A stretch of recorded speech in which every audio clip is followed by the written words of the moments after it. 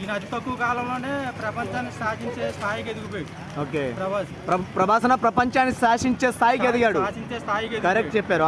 అందుకని చెప్పి ఈ కింద వచ్చిన హీరోగాళ్ళు అందరూ ఏంటంటే ఆయన చూసి కుళ్ళిపోతున్నారు అంతే. అంతే, ఆయనకి ఆ కుళ్ళు ఉండదు. అందరితో ప్రతి ఒక్క హీరో తోటి ఆయన మంచిగా ఉంటాడు, ఫ్రెండ్షిప్ చేస్తానే ఉంటాడు. ఓకే, ప్రతి ఒక్క హీరో తోటి ఆయన మంచిగా ఉంటాడు. సో గతంలో దేవర గ్లిమ్స్ వచ్చాయి కదా, సో దేవర గ్లిమ్స్ బాగున్నాయి లేకపోతే సలా ట్రైలర్ అదే ఇది కల్కి ట్రైలర్ బాగుందా మీకు?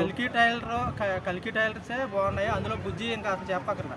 సినిమాకి వెళ్ళాలంటే బుజ్జి కోసం వెళ్ళాలి. బుజ్జి లవర్స్ ఎవరైనా ఉంటే కనుక ఫస్ట్ రోజు బెనిఫిట్ షోకి వెళ్ళిపోండి. బుజ్జి కోసం అన్న మీరు అందరూ వెళ్ళాలి. ఓకే, అది జై ప్రభాస్. ఓకే బ్రో, ఎన్ని వేల కోట్లు కలెక్ట్ చేయొచ్చు అనుకుంటున్నారు? ఇది బాహుబలి సినిమాకి మించిపోద్ది. ఓకే, 1500 కోట్ల పైన రావచ్చు. ఓకే, అంటే గ్రాఫిక్స్ కూడా అట్లానే ఉన్నాయి కదా.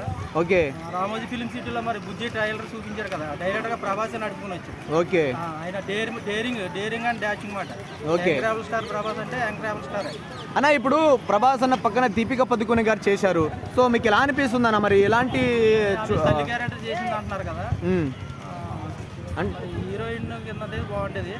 ఆమె తల్లి క్యారెక్టర్ కింద పెట్టారని అంటున్నారు కాబట్టి మరి చూడాలి, అసలు ఎలా ఉంటుందో చూడాలి ఆమె కూడా మరి. ఓకే, సో ఓవరాల్ గా మూవీ ఎలా ఉండబోతుంది బ్రో? మూవీ అయితే చాలా సూపర్ డూపర్ హిట్.